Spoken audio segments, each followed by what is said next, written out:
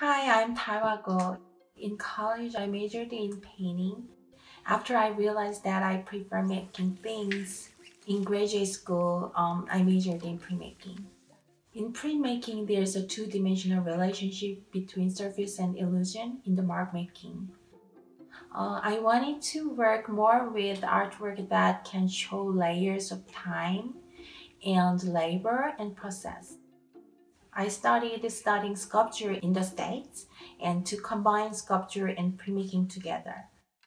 As a painter and printmaker, I realized that it's hard to come out from the two-dimensional surface.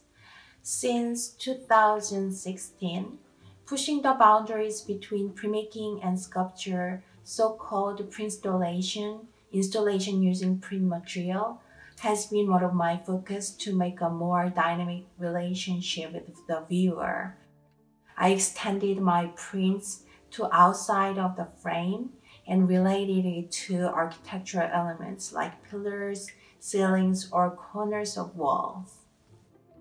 I'm also focusing on contrast between two opposite things, the tension. I'm working in the boundaries between natural phenomena and human realms, such as the industrialized nation civilization. That's why I am doing organic forms.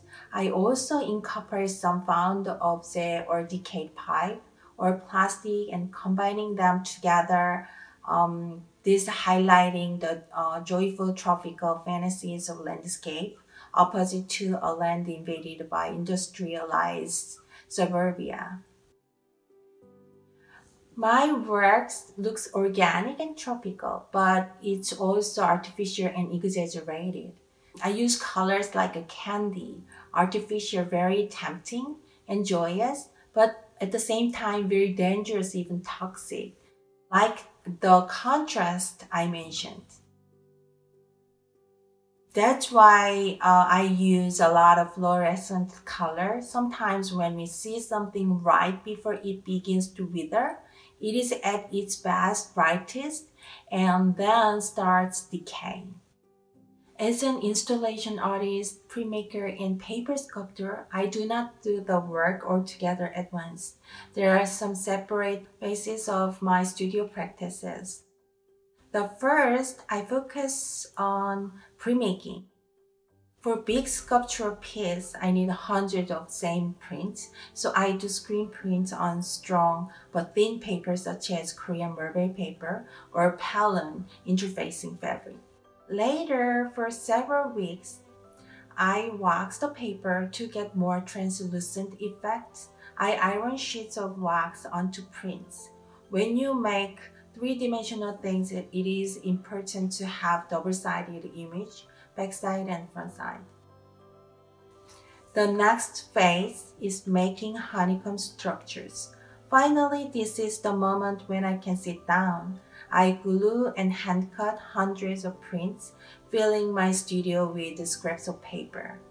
My practice is like a building up the vocabulary to make sentences and phrases. After I made the individual pieces, I combine them all together at the gallery. After show is scheduled, I research the sites and try to simulate the installation doing many sketches and trials on my studio wall and space.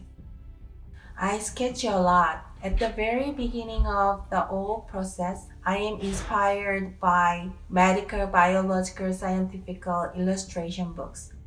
For example, there's a book called Monstrarum Historia that shows a lot of different people and animals they had thought were monsters. I keep looking at it because it makes me think about how differently we recognize our bodies over history. Japanese animated science fantasy adventure films such as Nausicaa of the Valley of the Wind inspired me to create the installation of flocks of mutant creatures flying over to discover coexistence with the humans. Dr. Seuss's 1971 book, The Lorax, the story about environment, also inspired me to do my recent Floristry series. Floristry was the most popular art subject among traditional artists. It was an art form that inspires contemplation and transcended the decorative and devotional function.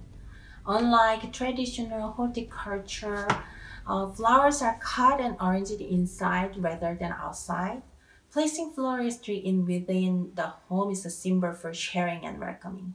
The basic form of flower arrangement had been a representation of the age's cultural, social, and religious trends. My recent print installation and small-scale sculptural series, Asymmetrical Floristry, is a symbolic contemporary investigation about the historical, sociological, and psychological influences that have shaped floristry. This project reflects social events and various connections, such as in and out, host and visitor, and naturalness and practicality, along with human desires and limitation of natural phenomena. Human desires have distorted the naturalness of organically grown plants because humans and their honorable guests select only the most beautiful and glorifying plants. This artificial selection resulted in the monstrous, unnatural, and asymmetrical entities that were undistinguishable from its natural cousins in wildlife.